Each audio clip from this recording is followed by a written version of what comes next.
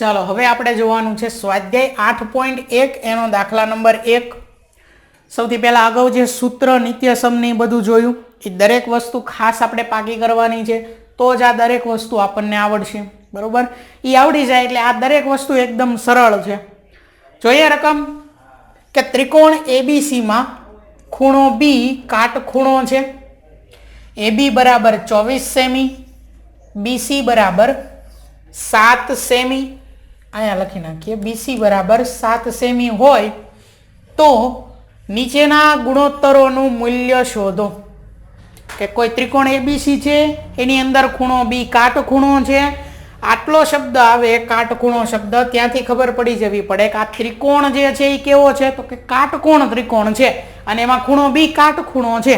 એબી બરાબર 24 સેમી માપ આપ્યું છે, બીસી બરાબર 7 સેમી માપ આપ્યું છે, તો આપણે ગુણોત્તર જે નીચે આપેલા છે એટલે કે સાઇન એ અને કોસ એ જે ગુણોત્તર આપેલા છે એ આપણે મેળવવાના। જો આપણે લખતા હતા સાઇન થીટા, પછી લખતા હતા કોસ થીટા। થીટા જે હતો એની જગ્યાએ કોણ છે, અહીંયા એ છે। થીટા જે હતો એની જગ્યાએ કોણ છે, એ છે। તો થીટા જે હતો એ આપણે ક્યાં મૂકવાનો છે, તો કે એ જ્યાં હશે આપણી આકૃતિમાં ત્યાં મૂકવાનો છે। ત્રિકોણ જે છે એબીસી એની અંદર જ્યાં એ દેખાય ત્યાં આપણે થીટા મૂકવાનો છે, બરોબર। ચાલો સૌથી પહેલા આપણે આકૃતિ દોરવાની છે ખાસ, અને એ આકૃતિ કયો ત્રિકોણ છે, તો કે કાટકોણ ત્રિકોણની આકૃતિ છે અને એમાં કાટખૂણો કયો છે, તો કે બી। આકૃતિ દોરીએ।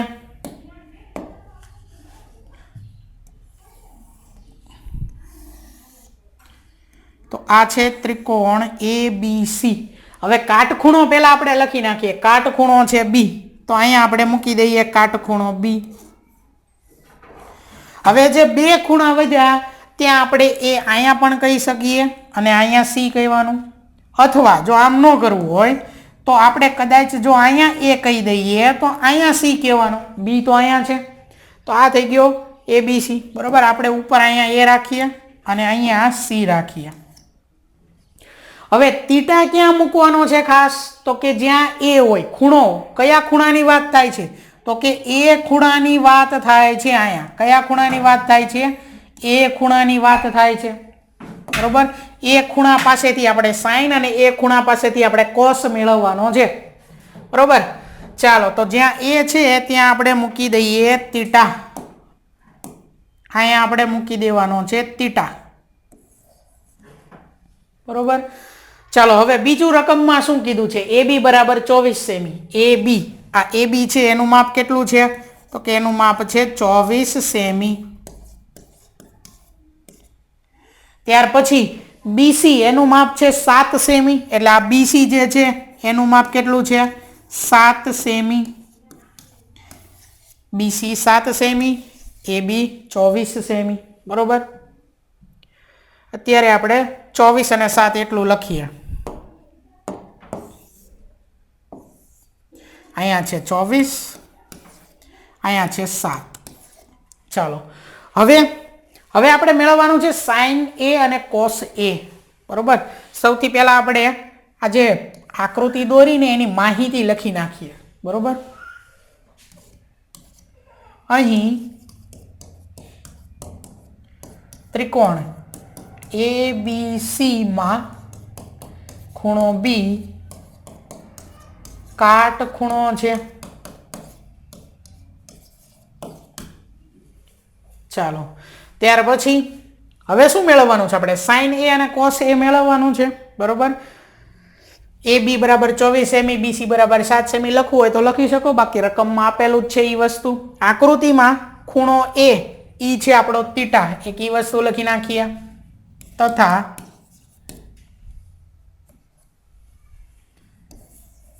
ખૂણો એ બરાબર થીટા અથવા થીટા બરાબર ખૂણો એ જે લખવું હોય, બરોબર। ચાલો હવે સાઇન એ મેળવવાનો છે સૌથી પહેલા, તો સાઇન એ માટે આપણે પહેલાનો જવાબ લખીએ છીએ, સાઇન થીટા બરાબર, સૂત્ર શું છે સાઇન થીટાનું, સાઇન થીટાનું સૂત્ર હતું સામેની બાજુ છેદમાં કર્ણ। સૂત્ર લખીએ પહેલા સાઇન થીટાનું, સાઇન થીટા બરાબર સામેની બાજુ છેદમાં કર્ણ. હવે સાઇન થીટાનું સૂત્ર છે સામેની બાજુ છેદમાં કર્ણ, તો સામેની બાજુ કઈ, કર્ણ કયો. એવી જ રીતે કોસ થીટાનું સૂત્ર હતું પાસેની બાજુ છેદમાં કર્ણ, તો પાસેની બાજુ કઈ, કર્ણ કયો. એટલે ટૂંકમાં આપણે સામેની બાજુ, પાસેની બાજુ અને કર્ણ આ ત્રણ વસ્તુ આપણને ખબર હોવી જોઈએ.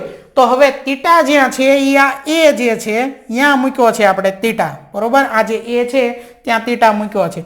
તો આ થીટા જે છે એની એક્ઝેક્ટ સામે હોય, થીટાની એક્ઝેક્ટ સામે જે હોય એ થઈ સામેની બાજુ એટલે કે સાબા.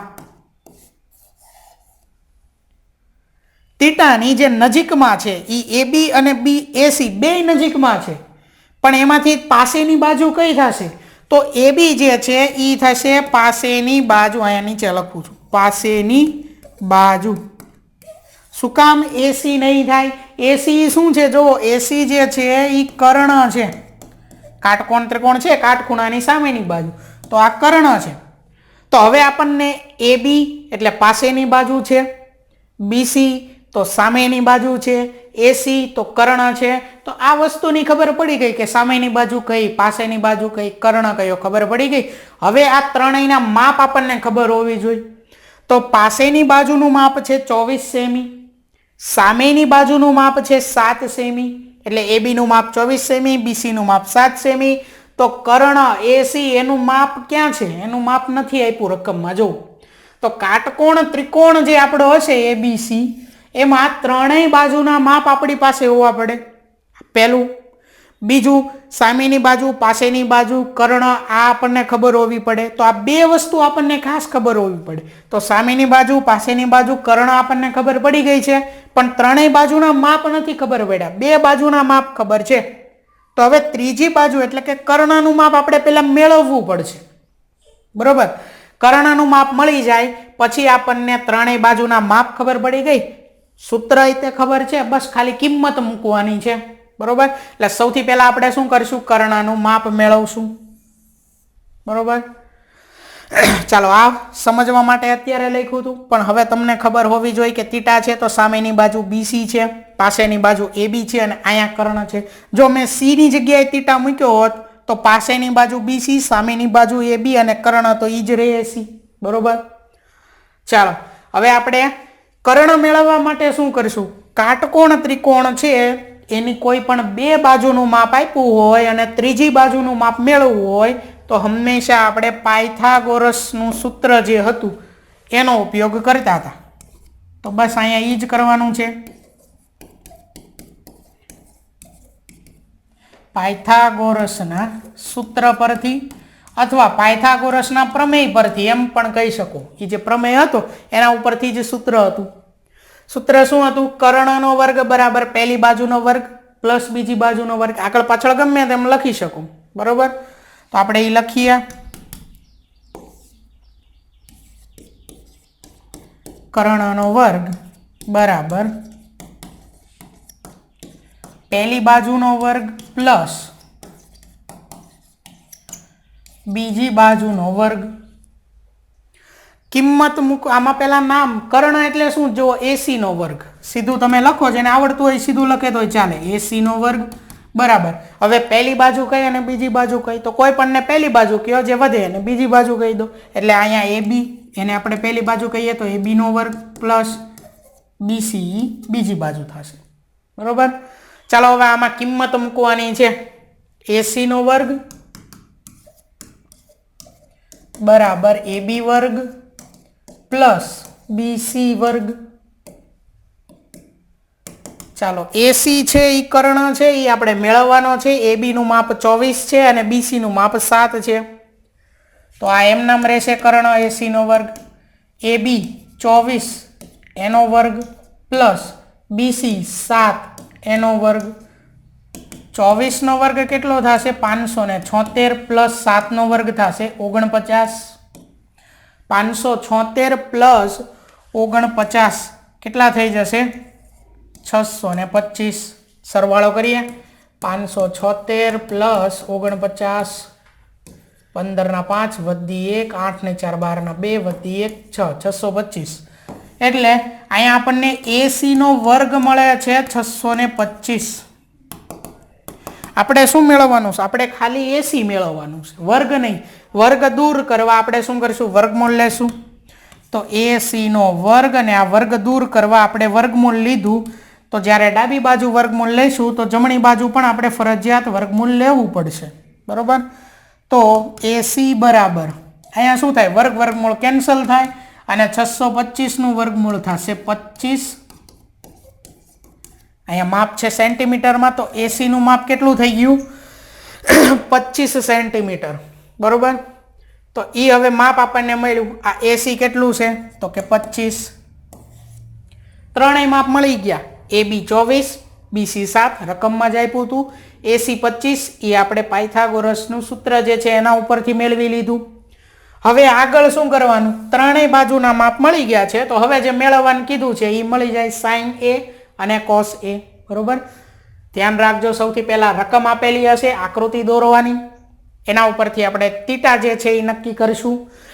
રકમમાં કીધું છે કે θ જે છે ને એ એની જગ્યાએ મૂકવાનો, એટલે આપણે મૂક્યો. જો એવું ન કીધું હોય તો આપણે θ આપણી રીતે મૂકી શકીએ. યાદ રાખજો, બી એટલે કે કાટખૂણો અહીંયા θ નથી મૂકવાનો, બાકી કોઈ પણ એક લઘુ કોણ જે હશે એની જગ્યાએ તમે મૂકી શકો. બરોબર? ચાલો, અહીંયા આપણને θ એની જગ્યાએ કીધો છે, મૂક્યો. સામેની બાજુ, પાસેની બાજુ અને કર્ણ નક્કી કર્યું. રકમમાં જે કઈ માહિતી આપેલી છે, કિંમતો આપેલી છે, એ બાજુઓની કિંમત મૂકી. 3 બાજુ છે તો ત્રણેય બાજુના માપ ખબર હોવી જોઈએ, જેમાંથી 2 બાજુના માપ આપેલા છે, ત્રીજી બાજુનું માપ નથી આપ્યું, તો પાયથાગોરસના સૂત્રની મદદથી મેળવું. ત્રીજી બાજુ કર્ણ છે. એક બીજી વસ્તુ ખાસ યાદ રાખવાની, કાટકોણ ત્રિકોણમાં કર્ણનું માપ બાકીની જે 2 બાજુ છે ને એની કરતાં મોટું હશે. BC નું માપ, AB નું માપ, એ જે 2 બાજુ છે, જો 7 છે 24 છે, એ 2 કરતાં ફરજિયાત કર્ણનું માપ વધુ જ હશે 25. બરોબર? જો અહીંયા ઓછું આવે આ 2 કોઈ કરતા, તો સમજી લેવાનું કે અહીંયા ભૂલ છે આપણી. બરોબર? આ હંમેશા વધુ હશે કર્ણનું માપ બાકીની 2 બાજુ કરતા, યાદ રાખજો. હવે આપણને ત્રણેય બાજુના માપ મળ્યા છે, તો હવે સૌથી પહેલા આપણે sin A અને cos A મેળવશું.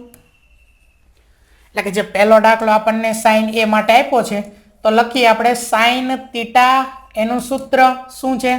સામેની બાજુ છેદમાં કર્ણ.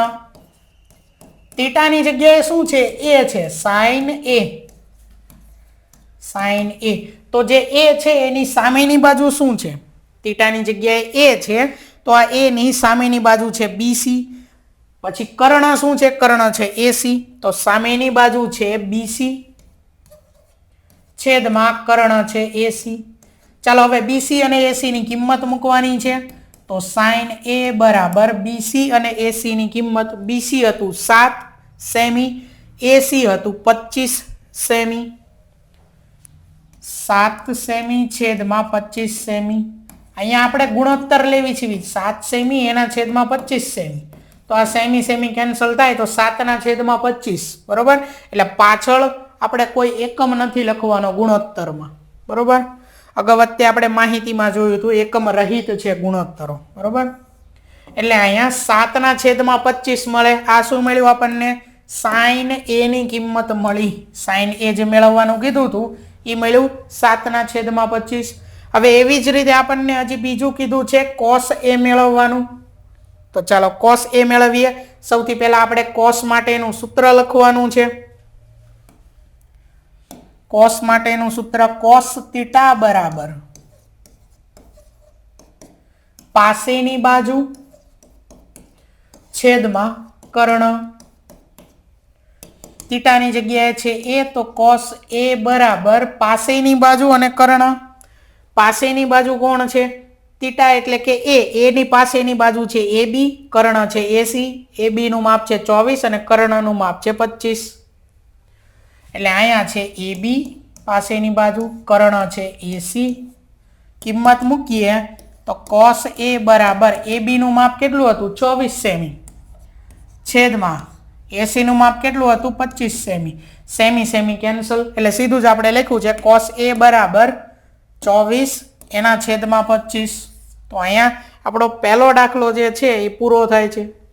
યાદ રાખજો, સૌથી પહેલા આપણને જે રકમ આપી છે એના ઉપરથી આકૃતિ દોરી સામેની બાજુ, પાછળની બાજુ અને કર્ણ નક્કી કરશું. એ ત્રણેયના ફરજિયાત માપ નક્કી કરશું. આ બે વસ્તુ નક્કી કરવાની. પહેલા પાછળની બાજુ, સામેની બાજુ અને કર્ણ શું છે એ, બીજું એના માપ શું છે દરેક બાજુના એ. ત્યાર પછી આપણે આ ગુણોત્તરો મેળવી શકશું. શું કામ?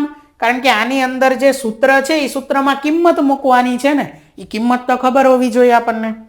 જો કોઈ પણ એક બાજુ, બે બાજુના માપ આપ્યા હશે અને ત્રીજી બાજુનું માપ મેળવવાનું હશે તો ફરજિયાત આપણે આ પાયથાગોરસનું સૂત્ર છે એનો જ ઉપયોગ કરશું. બરોબર? કારણ કે અહીંયા દરેક માહિતી કાટકોણ ત્રિકોણ માટે છે, અગાઉ જ આપણે જોયું. બરોબર? તો દાખલા નંબર 1 જે છે એનો જવાબ sin a બરાબર છે 7/25, cos a બરાબર છે 24/25. બરોબર? ચાલો હવે જોઈએ દાખલા નંબર 1 નો બીજો દાખલો. પહેલો આપણે જોયો એની અંદર sin a અને cos a મેળવવાનું હતું. હવે આપણે sin c અને cos c મેળવવાનું. જો θ ફરી ગયો, θ હવે c ની જગ્યાએ આવી ગયો. આકૃતિ દોરવાની છે. સૌથી પહેલા આકૃતિ દોરીએ. ત્રિકોણ abc,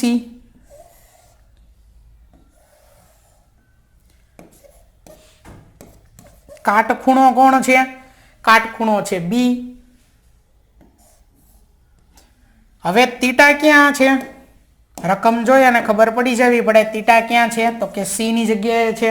તો હવે અહીંયા θ મૂકશું એટલે હવે આપણો ખૂણો c જે છે એ θ છે. ચાલો હવે θ અહીંયા છે તો θ ની એક્ઝેક્ટ સામે કર્ણ તો ખબર છે, કાટખૂણાની સામેની બાજુ કર્ણ એટલે AC જે છે એ કર્ણ થઈ ગયો. બરોબર? આ છે કર્ણ. ત્યાર પછી θ ની સામેની બાજુ AB, પાસેની બાજુ BC. ચાલો એક વસ્તુ ખબર પડી આપણને, સામેની બાજુ, પાસેની બાજુ ને કર્ણ, આટલી ખબર પડી. બીજી વસ્તુ શું ખબર પડવાની છે? AB નું માપ, BC નું માપ અને AC નું માપ ખબર હોવી જોઈએ. AB નું માપ છે 24, BC નું માપ છે 7 સેમી, AC નું માપ હમણાં જ આપણે એક ગણતરી કરી. ગણતરી શું હતી? પાયથાગોરસના પ્રમેયની. 24, 7 તો AC આપણને કેટલું મળ્યું હતું? 25. કઈ રીતે મળ્યું હતું? આ સૂત્રનો ઉપયોગ કરીને. બરોબર? ફરી પાછું એ જ કરવાનું છે અને પછી આપણે શું કરવાનું તો કે sin c અને cos c મેળવવાનું છે. બરોબર? પાયથાગોરસના પ્રમેય પરથી આપણને AC તો મળી જ ગયું છે. બરોબર? પણ અહીંયા અલગ લખેલું છે એટલે આપણે એકવાર ફરીવાર ગણતરી કરી નાખીએ. અગાઉ જે માહિતી લખી હતી એ શું છે? ત્રિકોણ ABC, ત્રિકોણ ABC માં ખૂણો B કાટખૂણો છે તથા ખૂણો C બરાબર θ. θ બરાબર ખૂણો C, ખૂણો C બરાબર θ જે લખો એ માહિતી લખાઈ ગઈ. ત્રીજો ખૂણો, ત્રીજી બાજુ, કાટકોણ ત્રિકોણ છે, બે બાજુનો માપ આપેલા છે, ત્રીજી બાજુ મેળવવી છે. પાયથાગોરસના સૂત્રનો ઉપયોગ કરશું.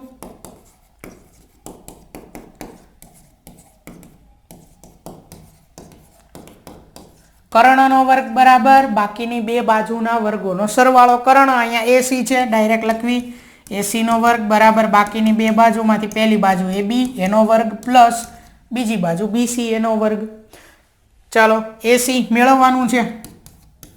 AB 24 એનો વર્ગ પ્લસ BC 7 એનો વર્ગ. હવે આવડવું જોઈએ. આ વસ્તુ આપણે અત્યારે અગાઉના દાખલામાં જ કરી, ફરીવાર કરવી છીએ કારણ કે આ વસ્તુ આવડી જાય. બરોબર? ચાલો વર્ગ હવે સીધી ખબર હોવી જોઈએ. 24 નો વર્ગ કેટલો હતો? 576 પ્લસ 7 નો વર્ગ 49. બંનેનો સરવાળો આપણને કેટલો મળ્યો હતો? 625. બરોબર? AC વર્ગ બરાબર 625. વર્ગ દૂર કરવા આપણે વર્ગમૂળ લીધું તો AC વર્ગ બરાબર વર્ગમૂળમાં 625. આવું કંઈક આપણને મળ્યું હતું. અહીંયા AC વર્ગ હતો, અહીંયા વર્ગમૂળ કર્યું હતું. વર્ગ વર્ગમૂળ કેન્સલ થાય એટલે AC બરાબર 25 સેમી આપણને માપ મળ્યું હતું.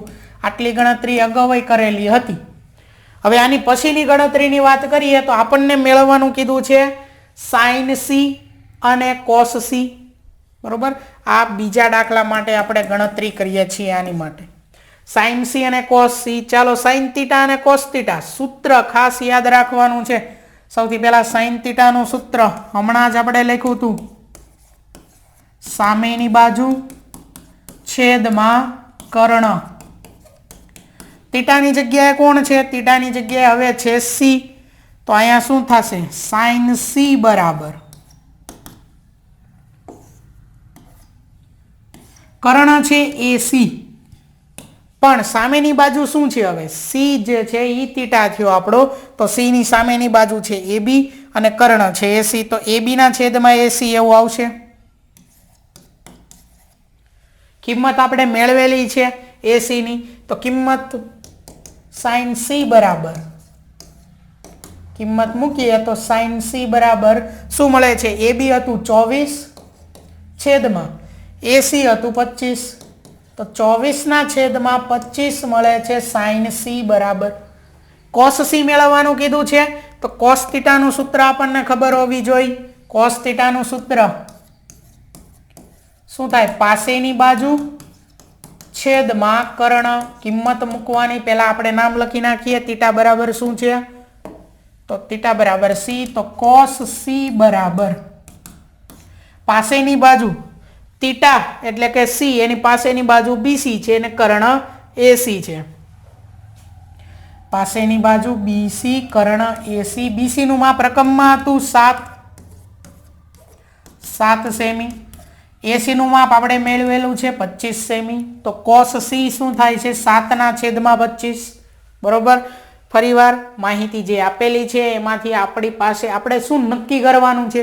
પહેલા તો રકમમાંથી જોઈ લેવાનું કે થીટા બરાબર શું છે, એ ખબર પડશે પછી આપણને સામેની બાજુ પાસેની બાજુ કર્ણ ખબર પડી જાય, બરોબર. કાટખૂણો જે હોય એની એક્ઝેક્ટ સામે હોય કર્ણ થશે. થીટાની સામે જે હોય બાજુ એ સામેની બાજુ, પાસે જે હશે એ પાસેની બાજુ, સામેની બાજુ પાસેની બાજુ કર્ણ ખબર પડી. પછી હવે એ ત્રણેયના માપ ખબર પડવી પડે. એમાંથી બે ના માપ આપ્યા હોય, ત્રીજાનું માપ મેળવવું હોય તો પાયથાગોરસના સૂત્રનો ઉપયોગ કરશું, બરોબર.